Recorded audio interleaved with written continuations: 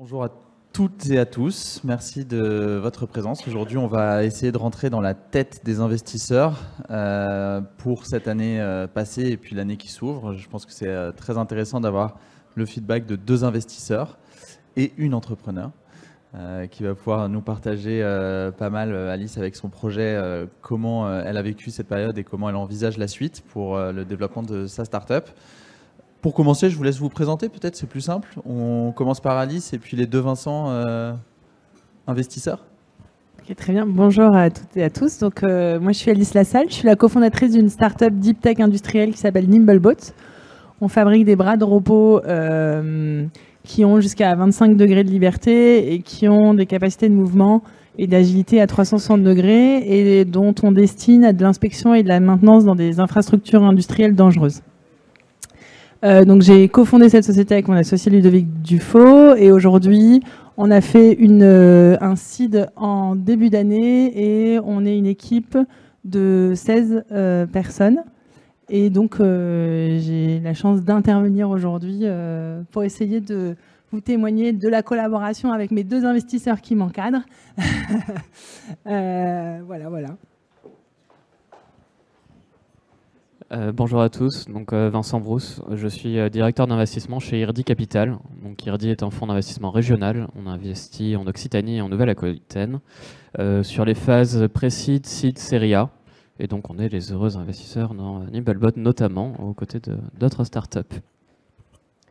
Bonjour à toutes et à tous, Vincent Prétet, entrepreneur depuis 20 ans, investisseur depuis 2 ans chez M Capital, qui est une société de gestion privée dans laquelle j'interviens en capital risque. Et depuis 1 an, M Capital a le privilège de déployer le fonds NACO, qui est le fonds du Conseil régional de Nouvelle-Aquitaine, à destination des PME et des startups technologiques pour tout le territoire de la Nouvelle-Aquitaine. À ce titre, j'ai contribué à investir dans une vingtaine de startups, dont Nimblebot, et ravi de partager avec vous ce qu'on peut observer sur le terrain au quotidien. Voilà. Eh bien, merci pour cette présentation. Donc, du coup, l'idée aujourd'hui, c'est que ce soit assez interactif. Donc, on gardera un petit peu de temps pour des questions de vous toutes et tous. Là, on est sur un écosystème qui a changé. Si on avait fait cette conférence il y a 2 ans, je pense qu'on n'aurait pas dit les mêmes choses qu'aujourd'hui. C'est pour ça que c'est assez intéressant. On va pouvoir un peu regarder avec le rétroviseur, mais aussi c'est quoi le new normal des startups aujourd'hui pour se financer, comment les investisseurs se comportent, analyse des dossiers, ce qu'ils attendent, enfin les attentes qu'ils ont par rapport aux entrepreneurs. Et comme je le disais tout à l'heure, Alice, l'avantage qu'on a de t'avoir, c'est aussi de voir pour une startup en plus en robotique, donc qui a des besoins de financement peut-être spécifiques par rapport à son secteur. Comment ça se passe? Peut-être que tu peux nous refaire un petit historique des financements que tu as obtenus et ce que tu attends de la suite. Alors, en disant plein de bonnes choses de tes investisseurs qui t'entourent, évidemment. Alors, bon, c'est une particularité de Nimblebot, c'est qu'on n'est pas ici d'un laboratoire de recherche comme beaucoup de deep tech. Donc, ça a l'énorme avantage qu'on a 100% de notre propriété intellectuelle. L'inconvénient, c'est qu'on a démarré à TRL 0. Donc, effectivement, on a eu besoin de cash. Ça a commencé avec le soutien de la région sans lequel on n'aurait pas pu démarrer l'aventure, donc avec une subvention régionale. Assez vite et grâce aux politiques actuelles auprès des deep tech et des startups industrielles, on a aussi eu des effets de levier, des participations, des aides gérées par BPI. Et on a commencé avec un tour de BA en pré-seed en 2020. La boîte a été créée mi-2018, mais on ne se payait pas et on avait des activités à côté. Et donc ça a commencé avec l'arrivée le cash burn a commencé avec l'arrivée du premier salarié en juin 2020 et le pré-seed est arrivé en décembre 2020, donc auprès de BA. Et puis, il a fallu relever donc, à partir de juin 2022. Et donc, notre volonté à ce moment-là, c'était de structurer un seed avec des fonds qui pourraient aussi nous aider à structurer notre croissance et à nous servir d'appui pour les levées suivantes. Et du coup, là, pour la suite, tu l'envisages comment? Est-ce que ça a changé dans tes recherches de financeurs, dans tes sources de financement entre juin 2022 et aujourd'hui, 1 an plus tard, ou est-ce que c'est à peu près ce que tu avais anticipé? Non, alors ça a changé, oui et non, c'est-à-dire qu'on était quand même dans une dynamique quand on a commencé l'aventure entrepreneuriale presque mathématique d'afficher un storytelling et des besoins de financement croissants à des rythmes réguliers. Après un seed, il y a une série A, après une série A, il y a une série B, à chaque fois on double, etc., etc. Je pense qu'on est un peu sorti de ça, mais je pense qu'on est sorti de ça et que c'est bien. Et que du coup, la vraie question qui pose, c'est de se recentrer sur son business pour identifier les vrais besoins et pas ceux qui correspondent à la case. Et donc, c'est ce qu'on fait en comité stratégique. Et c'est pour ça qu'on a été ravis d'accueillir des fonds dès le seed, parce qu'ils ont un rapport aux milestones, aux avancées, qui nous permettent voilà, d'afficher une croissance, pas forcément en termes de...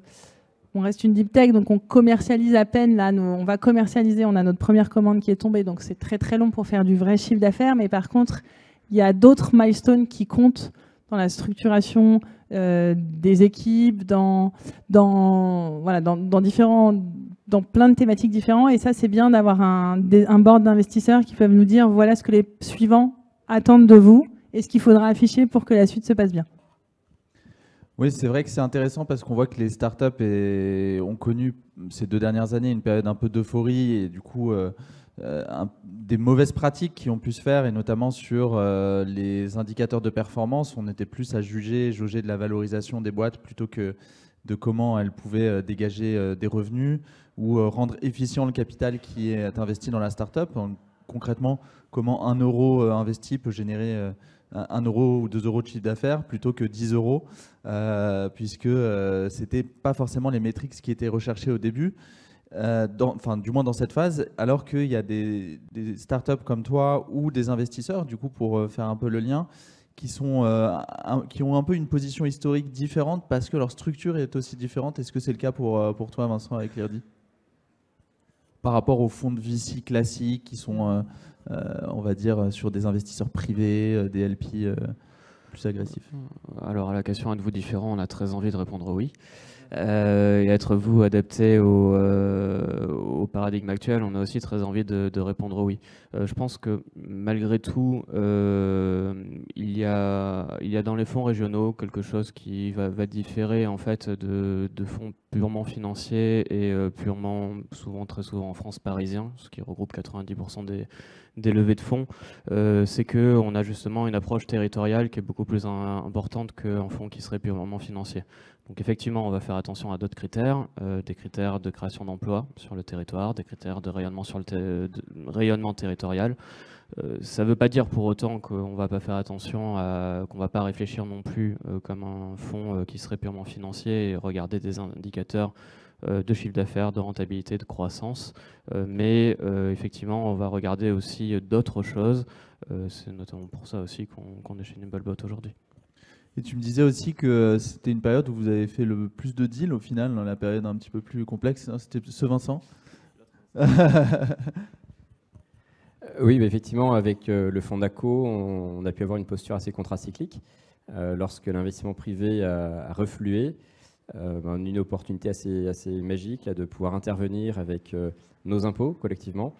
Et donc venir donner un coup de pouce salutaire, en tout cas bienvenue dans beaucoup de startups qui, l'an dernier, pour la plupart d'entre elles, ont mis 12 à 18 mois pour lever des fonds, ce qui était historiquement assez lent. Une levée de fonds, en général, ça se fait plutôt en 9 mois. Dans les messages clés, moi, que j'aimerais passer aujourd'hui, c'est qu'est-ce qu'on attend en fait vraiment dans l'échange avec les entrepreneurs. C'est beaucoup de clarté sur ce que vous attendez et idéalement un chiffre assez clair. J'ai besoin de 2 millions, par exemple. Et quelque chose de très clair, 2 millions pour financer un palier en fait de performance. Et à l'issue de ce chemin, de ce palier, une fois que les 2 millions sont dépensés, on a atteint un certain niveau de développement. Alors on peut l'estimer avec, ça peut être en effectif, ça peut être des robots que tu peux positionner dans les centrales nucléaires, ta première vente il y a quelques jours, bravo. Et donc c'est vrai que typiquement passer du stade de POC à la première vente, c'est vraiment des éléments très tangibles qu'on attend. Et donc ce que j'apprécie énormément moi, dans l'échange avec les entrepreneurs, c'est j'ai besoin de temps, ça va durer tant de temps, voilà ce qu'on va faire, et dans le bout on va atteindre tel niveau de performance. Et si vous arrivez avec une clarté limpide sur ces sujets et une honnêteté brutale sur les chiffres, on est hyper à l'aise. Au final, on demande aux entrepreneurs, je pense, pour traduire aussi, c'est d'être meilleurs gestionnaires aussi, en plus de visionnaires. Et d'avoir une ambition, c'est aussi d'avoir une capacité à très bien gérer son business plan et à connaître ses unit economics, comme on dit. C'est ça un peu ce que vous essayez de chercher chez les entrepreneurs, en plus que de les emporter dans une vision et d'une ambition. Alors, dans les startups, il y a plein en fait, créer une startup, c'est un peu comme sauter d'un avion sans parachute. Et donc, on tisse le parachute en même temps qu'on tombe.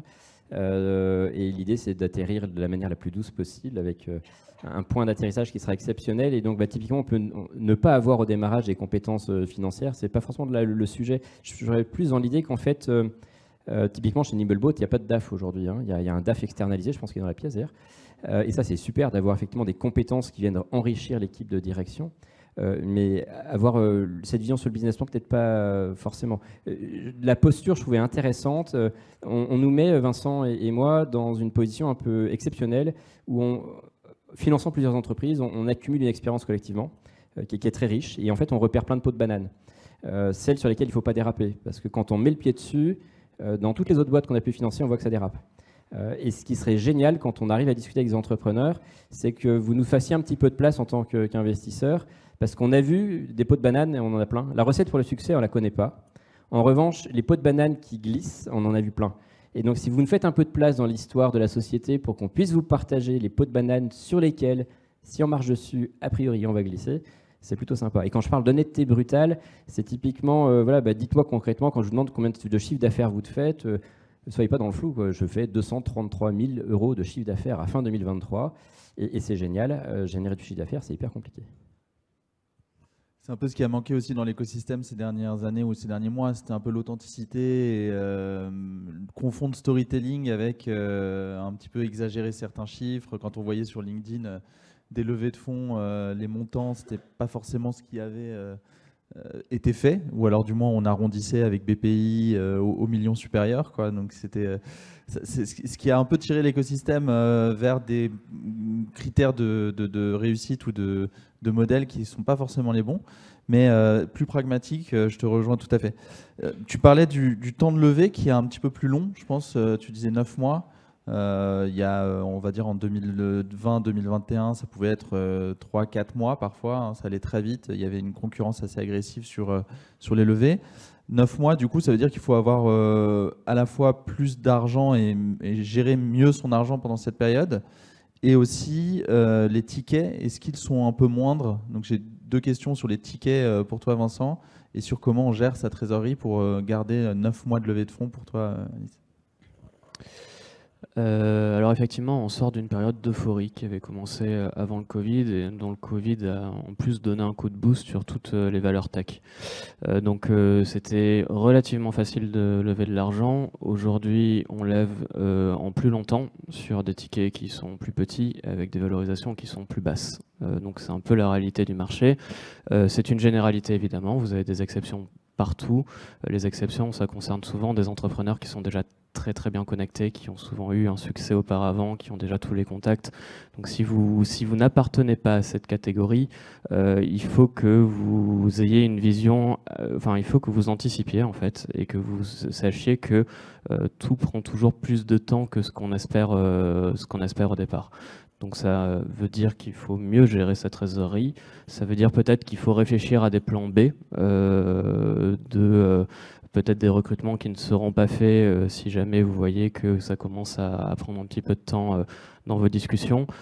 Mais en tout cas, aujourd'hui, c'est vraiment une question très importante à se poser pour savoir exactement quand est-ce que vous démarrez pour faire votre levée de fonds et que vous ayez suffisamment de trésorerie pour aller jusqu'au bout.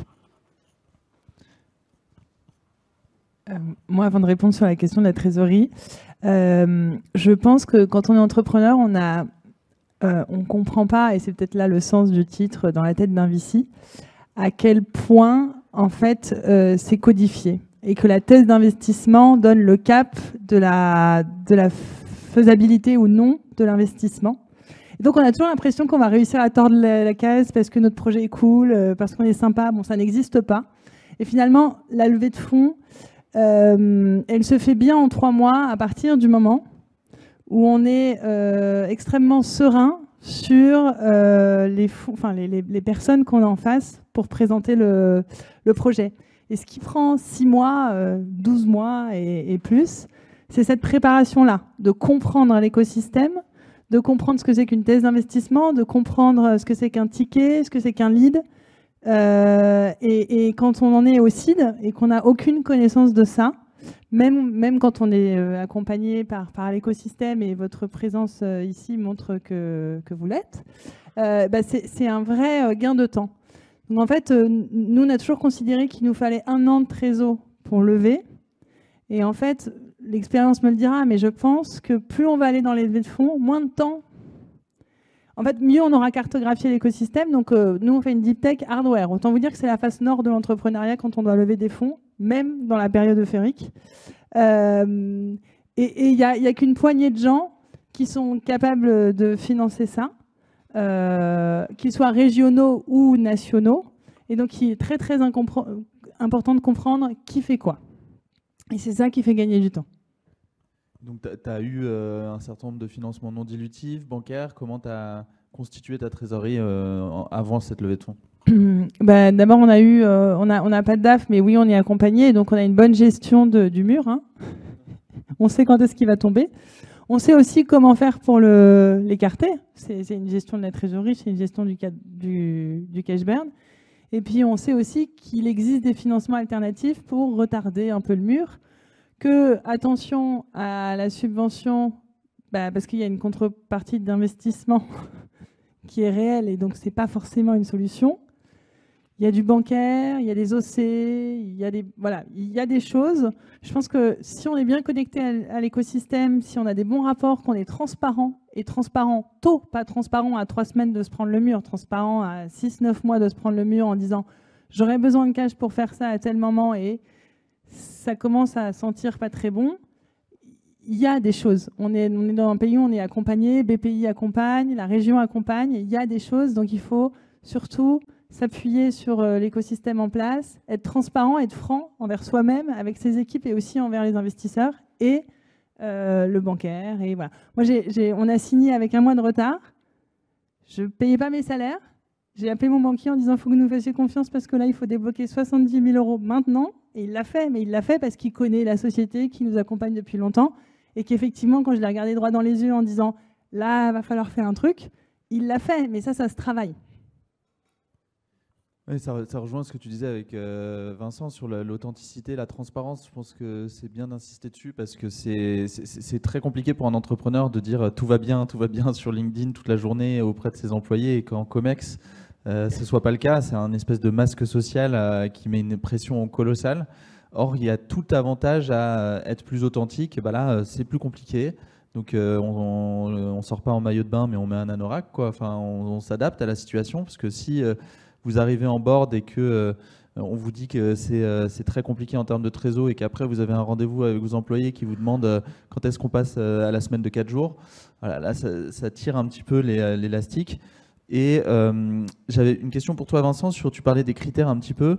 Il y a une question qui revient souvent des entrepreneurs, c'est le momentum. Quand est-ce que je lance la levée de fonds?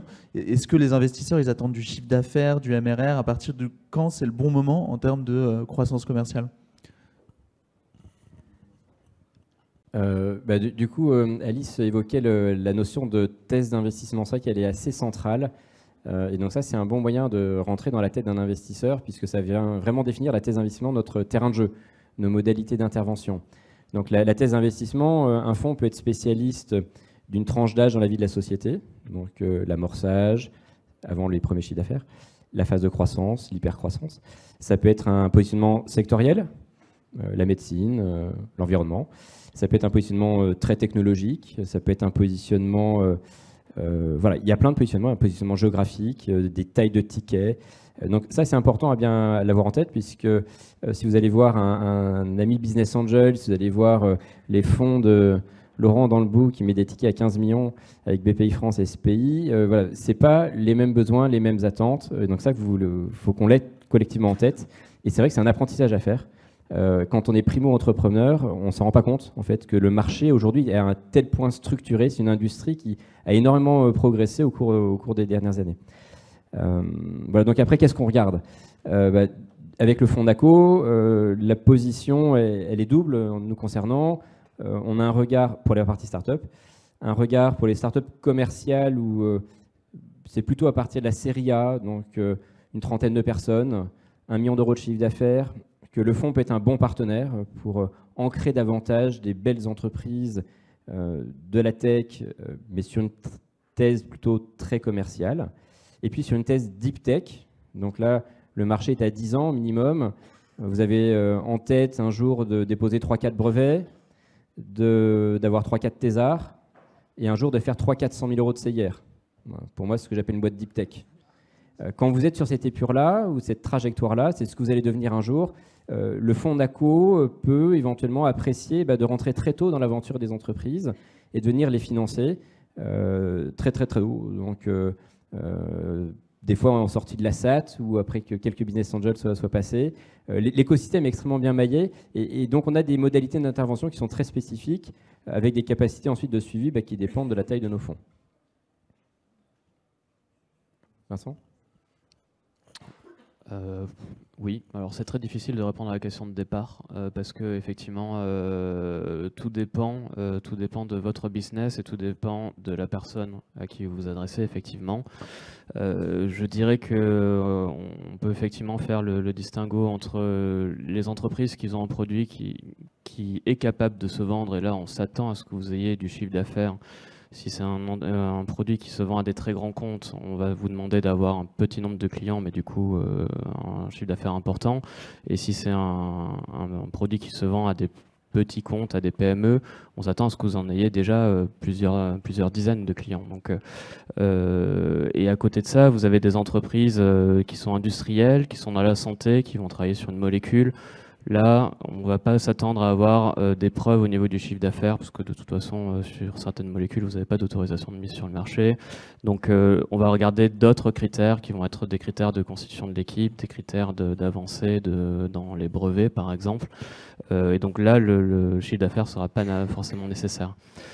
Aujourd'hui, on va regarder le chiffre d'affaires. De plus en plus, en fait, le virage qui a eu lieu depuis 2022 à peu près, c'est qu'on va aussi, beaucoup plus qu'auparavant, s'intéresser aux lignes du dessous.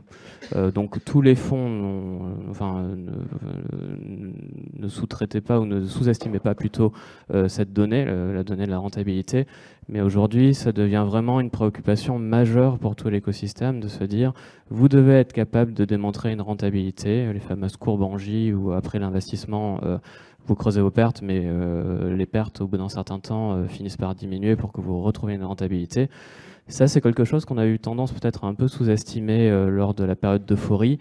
C'est plus le cas aujourd'hui. Donc, encore une fois, hors cas de figure très industriel, très santé, vous devez être capable de démontrer du chiffre d'affaires, mais également de démontrer un chemin, une voie vers une rentabilité possible de votre business. Ça, c'est vraiment très important aujourd'hui. Et moi, c'est marrant parce que j'aborde pas la question du quand du tout de la même manière. Je l'approche avec la date du mur. Et donc, en fait, pour moi, il n'y a pas de bon moment. Il y a un tableau à double entrée. Il y a ce que j'ai, ce que je peux prouver, ce que je peux montrer, et qui sait financer ça. Parce qu'en fait, le chiffre d'affaires un peu, beaucoup, moyen, ça va juste donner accès à des thèses d'investissement différentes. Donc, je pense que c'est vraiment, il faut s'y prendre tôt. Et puis, quand c'est comme dans le business, quand on n'a pas besoin de vous, on est beaucoup plus sexy que quand on a besoin de vous. Donc, en fait, il y a aussi une réalité de dire que discuter, s'interroger, établir des connexions, c'est toujours ça de prix. Et ça accélère toujours à un moment donné quand on en a vraiment besoin. Donc moi, je pense qu'il faut considérer quand même qu'il faut s'atteler à la tâche 1 an avant d'avoir besoin et que du coup, il faut constituer son tableau à double entrée de ce que l'on a, qu'est-ce qu'on sait afficher, qu'est-ce qu'on sait prouver. Évidemment, ce qu'on veut faire, mais bon, ça, je sais que vous avez tous fait un BP. Et puis, du coup, qui sait faire ça ? Oui. Oui, il y a peut-être 3 seuils que j'aimerais vous mettre dans la tête. 300 000 euros. À 300 000 euros, votre produit marche. 1 million d'euros, il y a des clients. Et 5 millions d'euros, il y a peut-être un marché. Et donc, ces 3 chiffres me semblent assez clés parce qu'à moins de 300 000 euros, alors c'est un peu général, hein, mais à moins de 300 000 euros, il faut discuter avec des business angels. À plus de 300 000 euros, vous pouvez commencer à discuter avec des fonds d'investissement. À plus d'1 million d'euros, vous faites une série A. Et donc, il y a des clients. Voilà. Est-ce qu'il y a un marché? On ne sait pas encore, mais il y a des clients et puis il y a des prémices de quelque chose. Et à plus de 5 millions, ça y est, on change complètement de domaine. Hein. C'est les séries B. Et donc, concrètement, passer de l'amorçage, alors je crois que tu as les chiffres en tête, toi, mais tu vas peut-être me les rappeler, mais passer d'une marge de l'escalier au-dessus, c'est 4 fois plus dur à chaque fois, hein, à peu près en ordre de grandeur. Donc, faire son site, c'est cool.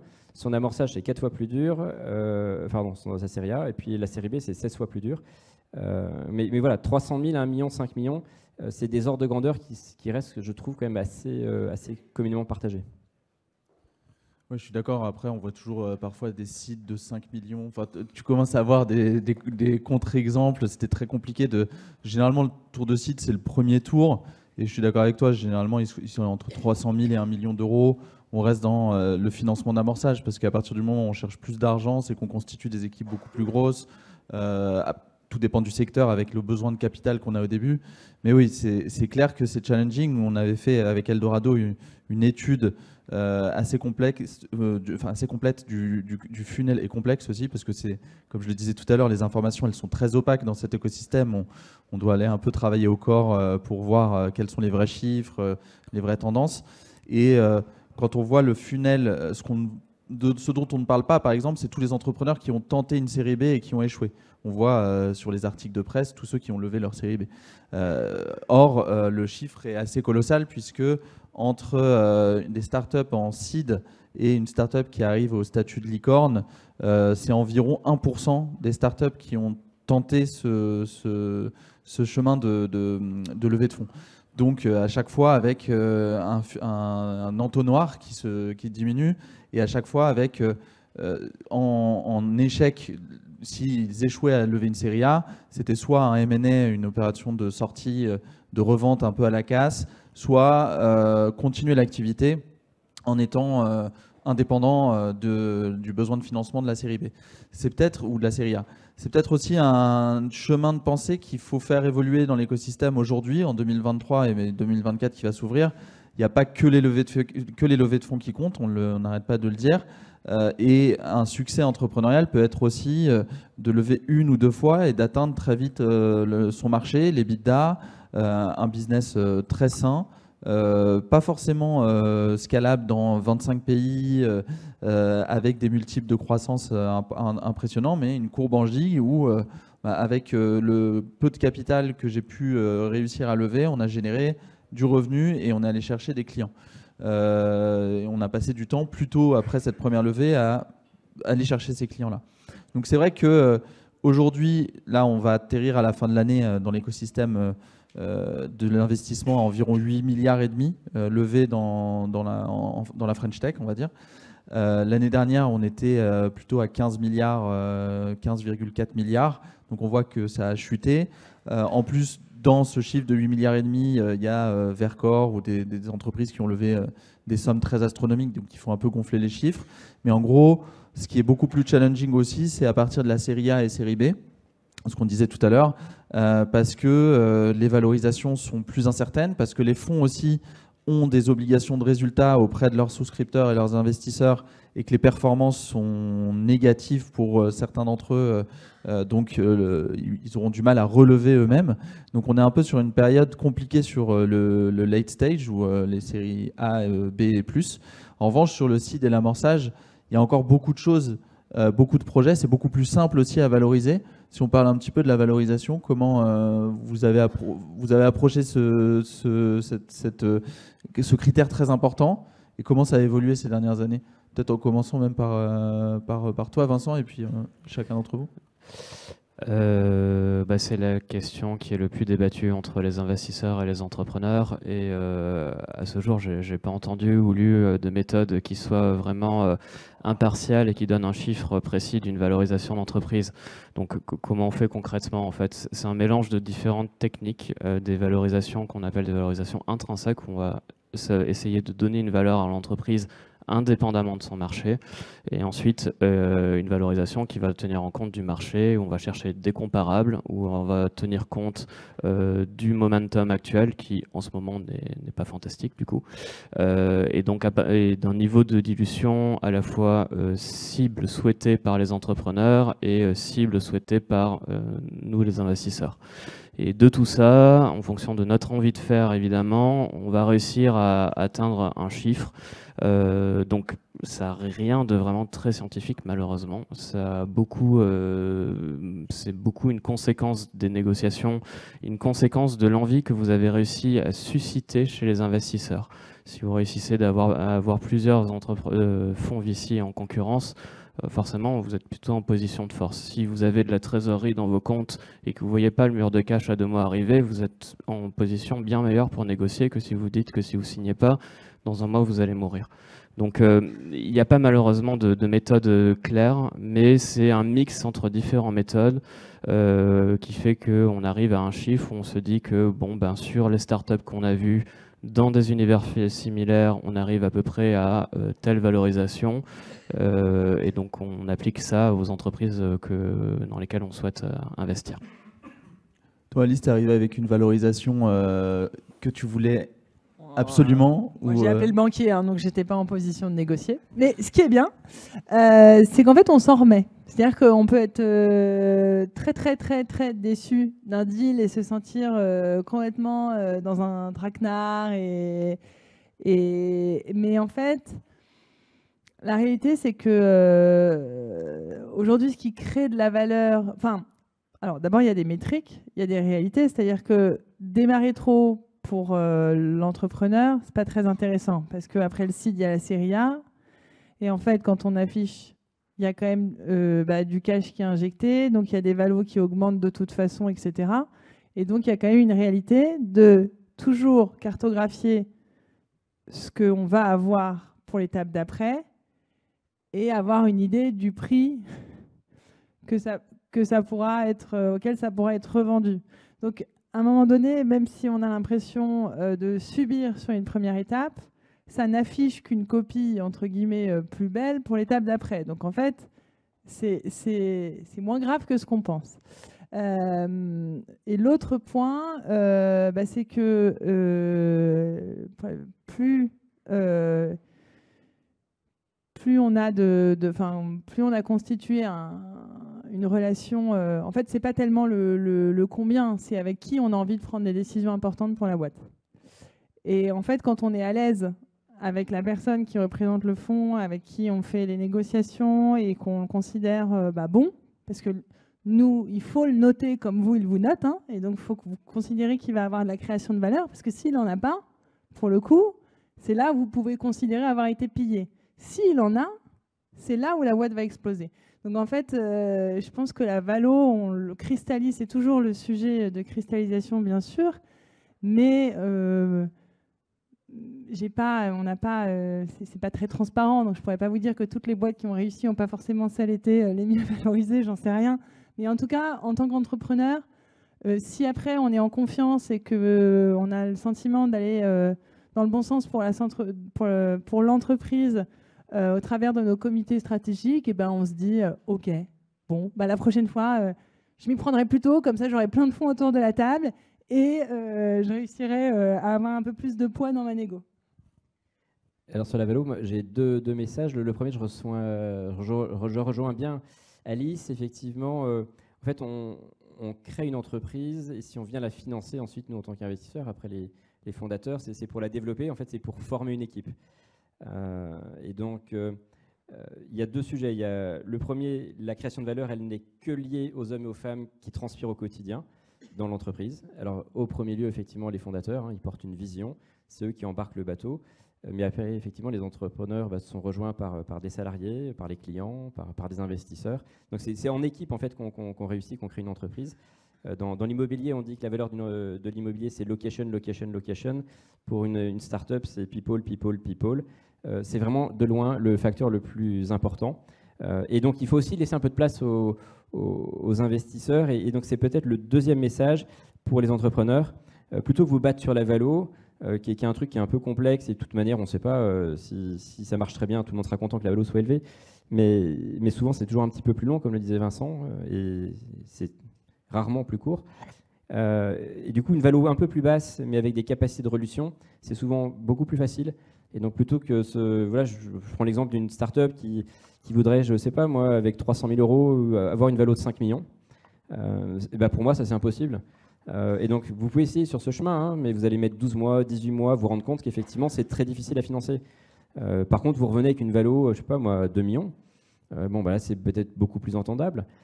Et donc, regardez le marché. Et c'est vrai qu'on a cette position avec Vincent en tant que fonds d'investissement. Au quotidien, en fait, nous, on en fait des valos. On en fait une par mois, on en fait 2 par mois, on en fait 3 par mois sur des investissements, des réinvestissements. Il y a des gens qui, comme toi, apportent aussi beaucoup d'éclairage sur ces sujets.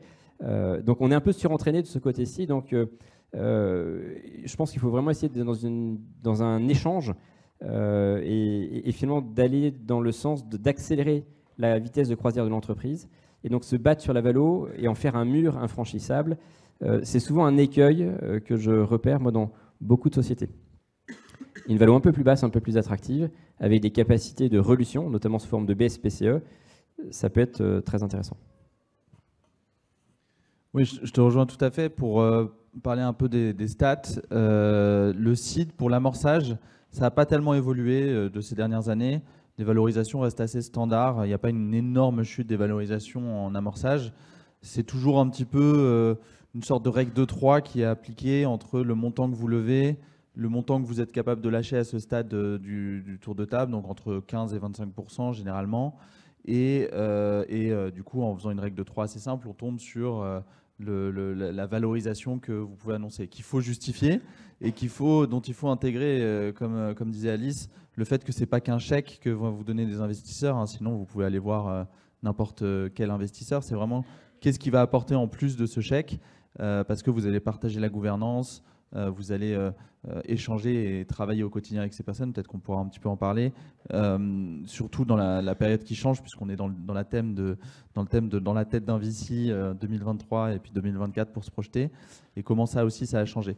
Donc les valorisations, elles ont beaucoup plus chuté pour les séries A, séries B notamment, donc les tours de table à partir de 3 à 5 millions d'euros, avec du coup des entrepreneurs qui ont aussi connu ce qu'on appelle des down rounds, donc des tours de table avec une valorisation qui a diminué, ou des flat rounds avec un nouveau tour de table, mais de la même valorisation que le tour précédent.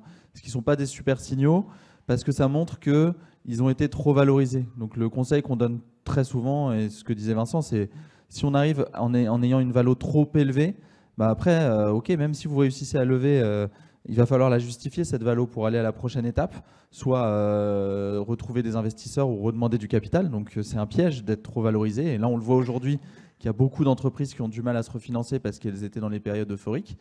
Et sous-valorisé, vous perdez un peu de contrôle aussi de la boîte et des opportunités aussi de lever plusieurs tours de table. Donc c'est vraiment un entre-deux et c'est une négo, comme tu disais aussi Vincent, hein.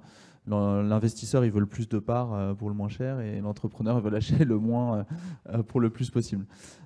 Si on parle après des valorisations, une autre question qui revient assez souvent, c'est les secteurs que vous regardez, les secteurs dans lesquels vous êtes, comment tu te positionnes sur, toi tu disais Face Nord en plus, donc un secteur complexe en France pour un certain nombre de raisons. Et vous, les secteurs que vous regardez, est-ce que ça a changé par rapport à il y a 2 ans ou l'année dernière ?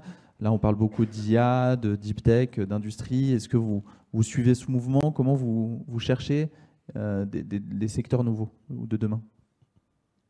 Et puis toi, Alice, peut-être sur comment tu t'es positionné dans ton secteur pour trouver les investisseurs spécifiques, qui savaient entendre ton business.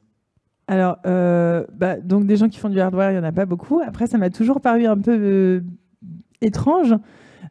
Puisqu'en fait, quand on fait du hardware, en tout cas de la deep tech, donc évidemment on a des brevets, et puis on a des prototypes, et puis potentiellement on commence à avoir des clients, ça veut dire qu'on a de l'actif, et que cette valeur, elle apporte, enfin ce qu'on produit, a une création de valeur pour nos clients. Bon, ça c'est vrai dans toutes les industries, mais en tout cas une valeur financière pour lui, d'un ROI, de quelque chose de palpable. Et donc j'ai toujours considéré que finalement, investir dans du hardware, c'était faire de l'actif, alors qu'une plateforme SaaS, à un moment donné, elles font les plombs. Je me suis toujours interrogée en me disant, mais à quel moment on vit dans une société où en fait ce qui est bankable, c'est de l'éphémère. Enfin, en tout cas, en tant qu'entrepreneur, je me suis toujours interrogée. Bon, j'ai pas trouvé la réponse, mais par contre, j'ai trouvé des investisseurs qui étaient plus attentifs à la valeur créée et à l'actif que ce qui n'avait pu être dans ma cartographie de l'écosystème, où on m'expliquait qu'effectivement le hardware c'était sympa, mais que ça n'allait pas être possible. Alors, c'est des sujets qui changent du coup au fil du temps. En ce moment, il y a peut-être une tendance qui est quand même assez nette et assez partagée par la quasi-totalité des fonds. C'est tout ce qu'on appelle en VC l'impact. Donc, les entreprises qui ont un impact positif sur la société, sur l'environnement, sont plus faciles à financer qu'elles ont pu l'être il y a 5 ou 10 ans. Ça devient même un impératif, c'est-à-dire qu'aujourd'hui, la pratique du marché qui émerge et qui s'impose vraiment sur le CID, la série A, la série B et au-delà, c'est d'être capable de mesurer les critères qui sont dits ESG, donc environnement, social, gouvernance, et d'être capable de démontrer une progression là-dessus. Donc je dirais que s'il y a vraiment un changement vraiment marqué et à mon avis partagé par absolument tout l'écosystème, c'est celui-ci. Ensuite, sur les secteurs qui avaient vraiment le vent de poupe jusqu'à présent, c'était tout ce qui était logiciel SaaS. C'est un petit peu moins vrai aujourd'hui. Ça ne veut pas dire que c'est des gens qui ont du mal à se financer, mais c'est peut-être des gens qui sont un petit peu moins sur le podium, même si ça reste encore beaucoup de startups arrivent à se financer. Des startups dans le travel, par exemple, dans tout ce qui est énergie non propre, elles, en revanche, auront aujourd'hui beaucoup de mal à se financer à cause de cette conscience plus grosse sur tous les enjeux ESG qui arrivent sur les fonds. Et après, on parle beaucoup de réindustrialisation en France. On parle des secteurs comme ça peuvent également tirer leur épingle du jeu et attirer des investisseurs là où jusqu'à il n'y a pas si longtemps, finalement, les fonds de VC faisaient pas ou très peu de hardware. Donc effectivement, il y a des secteurs qu'on sait bien financer, qu'on regarde un petit peu plus. Donc pour ce qui est de NACO, là, et des 20 investissements qu'on a fait là, dans les 12 derniers mois en start-up, je vais vous citer quelques secteurs, mais ça c'est plus un regard un peu macro. La décarbonation, la planète en a besoin, vos enfants, nos petits-enfants en ont besoin, décarboner. L'industrie du futur, l'agriculture pérenne, le laser, la santé, la cybersécurité. Voilà, c'est des thématiques assez fortes pour le déploiement du fonds NACO. Mais ça, c'est vraiment au niveau macro. Au niveau individuel, en fait, on s'en fout un peu. Ce qui compte, c'est qu'est-ce qui vous fait vibrer. C'est quoi, vous, votre projet d'innovation à titre individuel. Et c'est là où je te rejoins, Alice. C'est intéressant ce que tu as évoqué. D'une manière systématique, quand on crée une boîte, et surtout quand on n'est pas dans une boîte 100% commerciale où ce qui compte, c'est d'aller conquérir le marché le plus vite possible, mais quand on veut créer éventuellement des actifs technologiques, c'est d'imaginer en fait deux trajectoires. Il y a une trajectoire où, avec tes robots, tu vas changer le monde et toutes les centrales nucléaires vont pouvoir être équipées de sa technologie. Par exemple, de petits bras robotisés qui font plein de trucs, ça sert à l'inspection, ça sert à l'intervention, tu as deux types de robots. Donc un jour, c'est un super succès, c'est une boîte autonome, ça fait 2 milliards de chiffre d'affaires et c'est coté en bourse. Et ça, c'est génial. Probabilité d'atteindre ce truc-là, 0,1%, meilleur des cas. Et ensuite, il y a une trajectoire de repli. En fait, ce qu'elle crée, Alice, c'est des actifs technologiques. Et ces actifs technologiques, un jour, ils vont pouvoir être embarqués chez Orano, par exemple, qui est un des acteurs incontournables de la filière nucléaire. Le jour où elle est rachetée chez Orano, c'est génial. Orano, il ne sait pas développer en interne des trucs de rupture qui bougent dans tous les sens, des petits bras machins qui vont faire ce qu'il faut, et comme tu l'envisages dans les centrales nucléaires. Et donc, cette double trajectoire, je suis une super fusée, un lanceur du spatial en finançant à Bordeaux, ça s'appelle Hyperspace. Est-ce qu'un jour, ce sera une super fusée qui décolle, qui va très loin? J'en sais rien.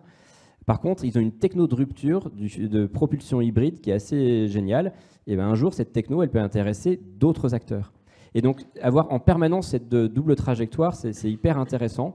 La trajectoire de repli sur la valeur technologique et la trajectoire commerciale, le truc qui fait rêver. Et ça, ouais, c'est peut-être quelque chose à garder en tête de manière systématique. Quand vous êtes dans les secteurs deep tech, faites rêver avec la trajectoire commerciale, on vise la Lune, et puis plus prosaïquement, on développe une belle entreprise, et dans le bout, quand on crée de la valeur avec des beaux actifs technologiques, on peut être acheté entre 30 et 200 millions sans trop de difficultés sans trop de difficulté, avec beaucoup de transpiration, avec énormément de chance, c'est atteignable. Une dernière question que je vous pose, après ça vous laisse le temps de réfléchir de votre côté si vous avez des questions. Justement, sur l'impact, on en voit beaucoup, il y en a beaucoup aujourd'hui même, hein, j'ai vu pas mal de projets. Bon, je te rejoins sur le fait que si on n'est pas dans les secteurs à la mode, faut pas être en panique, il faut pas se dire « oh là là, j'ai raté le coche, je suis pas dans la décarbonation ». C'est complexe, il faut vraiment, comme tu dis, vivre son projet et pourquoi on le fait, c'est ce qui est très important. Après, là, donc, il y a pas mal de boîtes qui font dans de la santé, du médical et puis des secteurs, tu vois, les propulseurs de fusées ou ce genre de choses. C'est pas forcément des secteurs dans lesquels vous avez une très grande connaissance en termes d'investisseurs, mais est-ce que pour les mesures d'impact, pour voir justement comment ça a de l'impact sur le climat, la planète, la société, vous analysez le projet et vous le faites grandir, pas que du coup sur les perfs financières. Vous êtes un peu sur de l'extra-financier. Oui, absolument. C'est une problématique qui est aujourd'hui déjà discutée dans tous les comités, alors qu'auparavant, c'était vaguement évoqué quand j'ai commencé ma carrière. Là, c'est systématiquement une partie et c'est challengé par nos souscripteurs quand on a des dossiers qui ne rentrent pas forcément dans les cases. Et donc, du coup, on essaie de se mettre au niveau, nous, en tant qu'investisseurs, ce qui veut dire qu'on essaie d'accompagner également les entrepreneurs sur ces problématiques. Donc, c'est vraiment central aujourd'hui. Ça ne vous permettra pas de sauver un business plan qui décroche totalement, parce que les critères financiers restent quand même au cœur de notre métier. Mais en revanche, ce sont des critères qui se sont taillés une place aux côtés des critères financiers et qu'il ne faut surtout pas négliger. On s'attend à ce que vous ayez des réponses là-dessus, quantitatives, pas uniquement qualitatives, et que vous soyez en mesure de démontrer une progression. Toute l'industrie du financement, effectivement, se saisit de cette idée que la performance ne doit pas être qu'économique, elle doit être sociale, elle doit être environnementale, elle doit être globale, à l'image des entrepreneurs qui incarnent la société. Donc pour M Capital, c'est bien sûr quelque chose qu'on fait depuis plusieurs années. On l'a embarqué dans des produits de financement où l'entreprise est vertueuse. Par exemple, le coût de la dette baisse. Avec le fonds NACO, c'est quelque chose qu'on a embarqué aussi à la demande du Conseil régional de Nouvelle-Aquitaine avec une notation systématique au début de notre investissement sur les aspects environnementaux, sociaux. Notamment, moi, je pousse beaucoup le partage de la valeur avec des mécanismes de BSPCE qui vont permettre aux fondateurs et au reste de l'équipe de la start-up de pouvoir partager la valeur future si un jour il y a une belle sortie, donc environnement, social. Et puis la partie gouvernance qu'on vient aussi valider, bien sûr des aspects de mixité, de diversité de l'entreprise, et puis un board qui fonctionne bien. Donc ça, on le regarde au début de notre investissement, puis en fin de période d'investissement, et on le monitore chaque année avec une ambition forte, hein, puisque un comité stratégique chaque année est dédié au sujet. Et puis ensuite, à titre individuel, en tant qu'investisseur, j'imagine qu'on met tous un petit peu nos tripes dans les investissements. Moi, je n'irai pas financer une entreprise dans laquelle je sens que les fondateurs et fondatrices ne portent pas une ambition supérieure à un seul objectif économique. Je le dis différemment, si des entrepreneurs viennent me voir juste pour gagner du pognon, ça ne m'intéresse pas. Moi, j'estime qu'on m'a confié une capacité d'investissement, non seulement pour créer des entreprises qui vont créer des emplois, qui vont avoir un impact sur le territoire, mais des entreprises qui vont pouvoir changer le monde. Le soir, quand je rentre à la maison, j'ai envie de dire à mes gamins, voilà, à ma modeste mesure, la planète se portera un petit peu mieux demain parce que les entrepreneurs et les entrepreneuses qu'on finance aujourd'hui construisent le monde de demain. Et ce monde de demain, il sera vraiment plus riche, avec des richesses nombreuses, environnementales, bien sûr, sociales, économiques, sur tous les plans. D'ailleurs, j'ai vu hier une nouveauté que j'avais jamais vue, je ne sais pas si vous l'avez déjà vu ou appliqué, mais des BSPCE Impact, donc qui sont vraiment indexés pour les équipes, même dirigeantes ou les équipes qui sont indexées qui ont des plans de BSPCE sur 75% sur les performances de l'entreprise, sur l'extra-financier et 25% sur les performances financières. Donc ça SM même jusque dans les boîtes. C'est un livre blanc qui est sorti hier, et même un modèle de BSPCE d'un autre fonds régional, mais Rhône-Alpes Axeléo, avec un cabinet qui s'appelle Augustin Debouzy. Donc regardez, c'est intéressant. Est-ce que vous avez des questions pour l'un des trois participants à cette table ronde? N'hésitez pas, parce que c'est le moment ou jamais.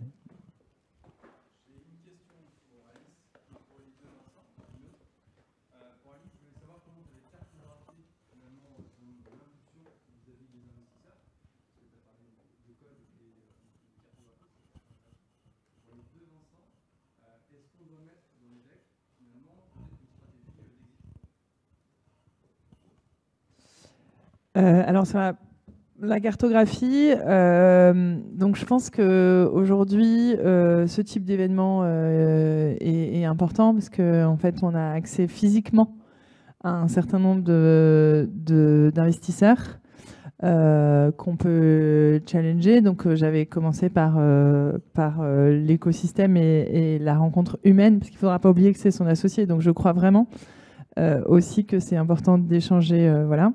Et effectivement, ma deuxième question après bonjour, ma première question après bonjour, c'est quelle est votre thèse d'investissement, hein? On va tous gagner du temps. Donc ça me permet de cartographier de manière assez précise maintenant, ce que je faisais pas du tout avant. Et après, effectivement, étant donné que c'est un peu tendu, je pense qu'il y a quand même pas mal de mise en relation par des tiers qui sont possibles.